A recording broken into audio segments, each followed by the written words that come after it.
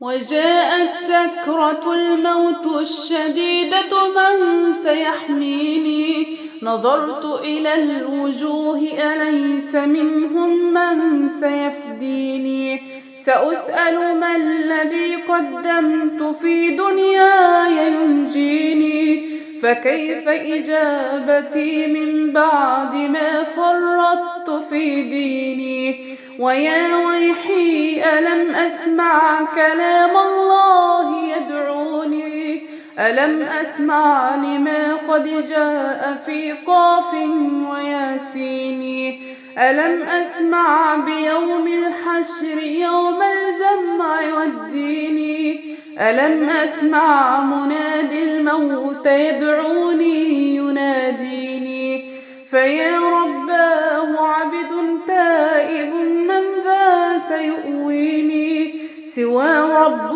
غفور واسع للحق يهديني. يا بنات عاملين ايه؟ يا رب تكونوا بخير. صباح الجمال، صباح التفاؤل، صباح الرضا، صباح كل حاجة حلوة على عينكم اللي زي العسل. رجعنا تاني من جديد، رجعنا لمطبخنا ورجعنا لوصفاتنا وشغلنا. النهارده بقى وصفة من الوصفات الحلوة قوي بترجعنا لأيام زمان، وتقريبا كنا واحنا صغيرين كنا بنخلص مصروفنا عليها واحنا في المدرسة. كان ساعتها بناخد ربع جنيه، نص جنيه، ولما تلعب قوي كده قوي والدنيا تديها وشها كان ساعتها بيكون جنيه، والجنيه كان ساعتها بقى ايه؟ كان له شنة ورنة، كان حاجة كبيرة بالنسبة لنا. كنا بناخد جنيه اكن عندنا احنا دلوقتي في ايام دلوقتي 5 جنيه. دلوقتي عشان تدي للطفل جنيه او 2 جنيه ما يرضاش ياخدها، يجي يقول لك انا عايز 5 جنيه. شفت احنا كنا جيل محترم ومؤدب ازاي؟ كنا ناخد اي حاجة بسيطة كنا بنفرح بيها. خدتكم في الكلام النهارده مع بعض الكشك. الكشك ده حلوة سهلة وبسيطة، بتتاكل في ايام الشتاء. عايزه اقول لكم الاطفال كبار صغيرين بيعشقوها. انا بقى قعدت ادور على الصبح كلها لحد ما جبت الطريقه الاصليه بتاعتها. ان شاء الله هنعملها مع بعض وهتنجح معاكي. حتى العويل او العويله اللي مش بتعرف تعمل حاجه لا هتعملها وهي مغمضه، واحنا عارفين ان كلنا بقينا شطار في المطبخ وبقينا بنعرف كل حاجه. اول حاجه في مقاديرنا النهارده عندي 4 بياض من البيض، عندي كوبايه الا ربع من السكر، عندي ذره من الملح، وعندي كمان كيسين من الفانيليا البودر، وبعدين حطيت كده 3 نقط من فانيليا السايله. تمام، لو ما عندكيش سايله ممكن تحط بودر بس. اول حاجه حطيت المكونات دي في طبق، وحطيت كده لبانه اي حاجه عندك على النار وفيها كده شويه من الميه. اهم حاجه الميه ما تلمس الطبق من فوق عشان ما تبوظش معانا الطريقه. لازم الطبق اللي انت حطيتي فيه بيض البيض يكون ناشف خالص من اي ميه عشان ما تبوظيش معاكي المقادير. لازمه الميه ايه؟ البخار اللي هيطلع على الطبق ده اللي بيدوب لي ايه؟ السكر. بفضل اقلب فيه كل شويه لحد ما حطيت كده صبعي لقيت السكر داب ما عادش فيه حبيبات سكر. جبت العجان بتاعي، عندك مضرب كهربائي استخدميه، لكن الوصفه دي ما ينفعش فيها مضرب يدوي عشان بتاخد من 10 دقايق ل 15 دقيقه. تمام، هنا بوريكم ان الشبكه دي لازم ما يكونش فيها نقطه ميه، حتى لو ماشيه على المقادير مظبوط ودي فيها ميه هيبوظ معاكي على طول. تمام، اهم حاجه حتى الحله اللي انا بشتغل فيها او البوله بتاع العجان منشفوها خالص من الميه. تمام، ببتدي ان انا اشغل كده العجان على اول سرعه، وبعد كده ببتدي ان انا اعلي السرعه واحده واحده كل مدى اللون معايا بيختفي. تمام، يعني بتعمل رغاوي، وبعد كده اللون عايزاه زي الكريمي. اما تيجي تقلبي كده البوله بتاعتك ما يتقلبش يبقى هو كده جاهز معاكي. هنا العجان معايا خد من 10 ل 11 دقيقه. تمام، فهنا الخطوه دي اللي انا بقول لكم عليها ما ينفعش مضرب يدوي. قعدت نص ساعه مش هتديكي برضو النتيجه المطلوبه زي المضرب الكهربائي او العجان. خلاص كده تمام، كده بقى جاهز معايا. وصلت للمرحله دي تقول لا انا هزود كمان في الضرب، لا لو انت زودت في الضرب اللهم صل على النبي المرنج هيفصل معاكي مش هينفع تستخدميه. خلاص كده تمام، فصلت كده العجان بتاعي، هركنه بقى على جنب عشان نكمل هنشوف هنعمل ايه. شايفين هو مادام ثابت في الشبكه كده يبقى هو كده جاهز معاكي. وكده هيطلع معاكي 10/10. كده العجان على جنب، وابتدي ان انا اجيب الشبكه وهبدها هبتتين. لو اول هبده نزلت معاكي يبقى هو كده عايز يتخفق كمان شويه، لو نزل بالعافيه يبقى هو كده النتيجه المطلوبه، يبقى هو كده جاهز معانا. تمام. هنا بقى انا هستخدم البلبله اللي هي بتاعه بلح الشام. طب لو انا ما عنديش البلبله دي او ما عنديش اي قمع، استخدم ايه؟ تجيبي كيس اللي هو الكيس الحلواني، وتجيبي المقص وبتقطعي بس اول حته صغيره، وبعد كده بتستخدمي. بس هنا عندنا في الارياف مش موجود كيس الحلواني، لازم اروح المنصوره يا اروح السنبلاوين. فجبت ده بقى ايه انا هستخدمه وخلاص. جبت المعلقه وبدات انزل كده بالمرنج واحده واحده بالراحه خالص، عشان ايه مش بيستحمل. في الوقت ده بقى ايدي اتعكت بتاع امي الكريم شنطتها عك. فقمت بعد ما عبيته قمت رايحه على الحوض، غسلت ايدي عشان ابتدي اعمل ايه طول، عشان المرنج ده بيلزق في ايدي، وانا ما بحبش حاجه بصراحه بتلزق في ايدي. هنا بدات اهز كده هزتين في قلب الكيس الحلواني عشان ينزل كله تحت. لانشا اي صينيه عندك اعملي، بس انا بحب اعمل في دي. جبت بقى البسكوت الاهلاوي، بس لازم يكون عندك البسكوت مدور. البسكوت الكيس ب2 جنيه، ماهوش غالي. بدات ان انا افضيه كده من الكيس، انا جبت 3 واشوف الكميه دي هتعمل معايا قد ايه. البسكوت كله كده على البلانشه، حسيت ان البسكوت كتير فمش هعرف اشكل، فجبت صينيه تانية وخدت منها كده بعض بسكوتات عشان اقدر ان انا اشكل وتكون ايه جنب، يعني كل حته واسعه كده ما دوقهاش على نفسي. دي بقى البسكوت اللي انا شلته على جنب عشان هنعمله برضو. هنا جبت قمع بقى الكريم شانتيه. في الوقت ده بنزل كده بايدي بضغط، لقيت القمع وقع او الكيس اتقطع. يعني مش هنعمل حاجه، لا ده الجيش بيقول لك اتصرف، يعني مفيش حاجه هتقف، لازم نعمل كل حاجه. تمام. جبت اكياس تلاجة، جبت 2 وقطعتهم بالمقص ودخلت فيه قمع او البلبله بتاعت الكريم شانتيه. تمام. بدات بقى ان انا اشكل ازاي بقى، بقوم ضغطه لتحت وطالعه سنه سنه لفوق، اضغط لتحت واطلع سنه سنه لفوق. عايزه اقول لكم واحده ممكن تطلع معاكي مش مظبوطه، ممكن تطلع مايله، ممكن تطلع معوجه، وبعد كده ايدك بتاخد عليه.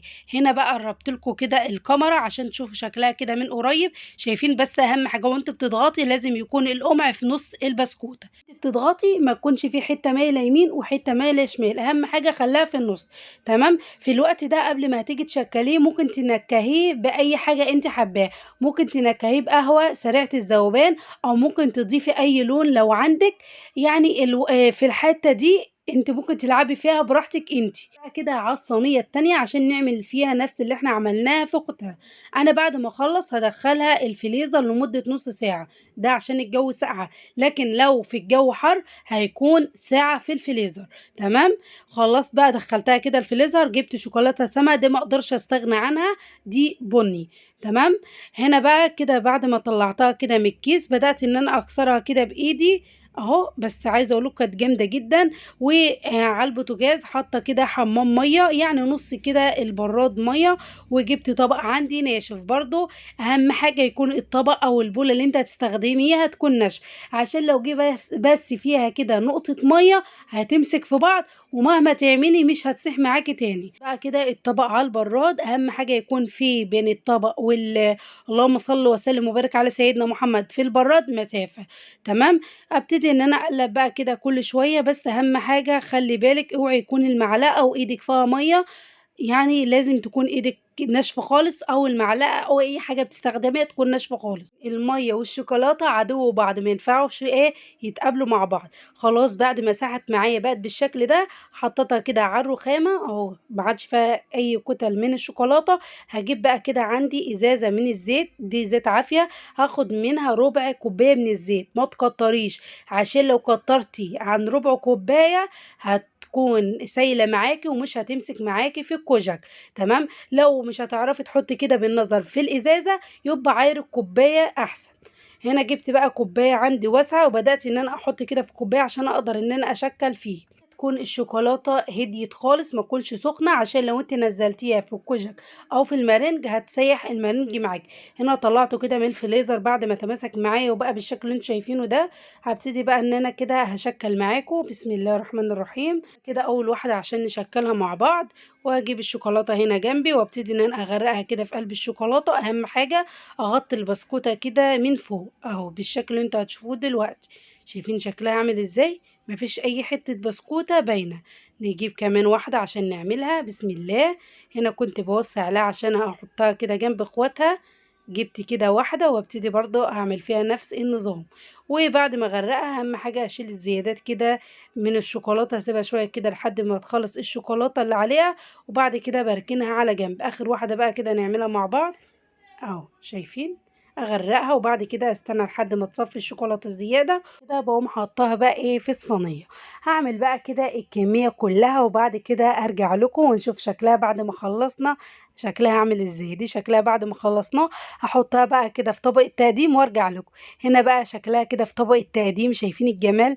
شايفين الحلاوه؟ ايه العسل والسكر ده! شكلها ياخد العقل وطعمها يا لهوي، تيجي تاكلي كده حته بتدوب في البق، ناعمه وطريه وخفيفه.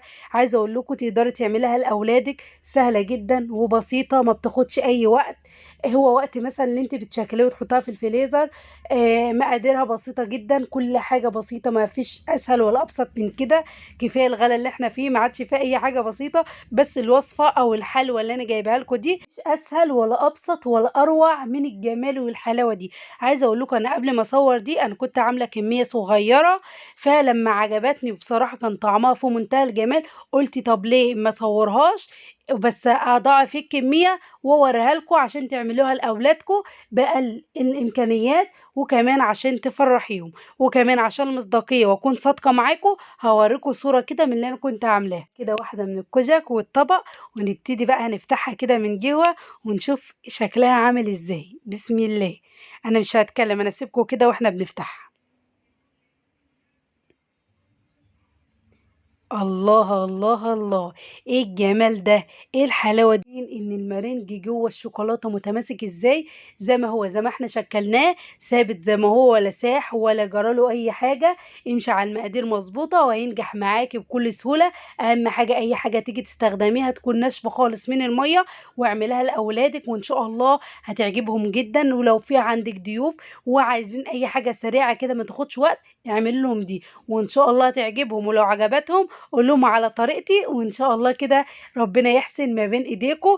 ودي كان فيديو النهارده، يا رب يكون عجبكم وقدرت افيدكم حتى لو بمعلومه بسيطه. هنا بقى كنت دوقت اول واحده، قلت لا ده واحده كده ما تشبعنيش، لا انا هاخد واحده كمان. عايزه اقول لكم انا كلتها كاني ما اكلتش حاجه بقي، دابت في بقي على طول. يلا بقى سيبكم بقى في رعايه الله، ومره ربنا يحسن ما بين ايديكم. سلام.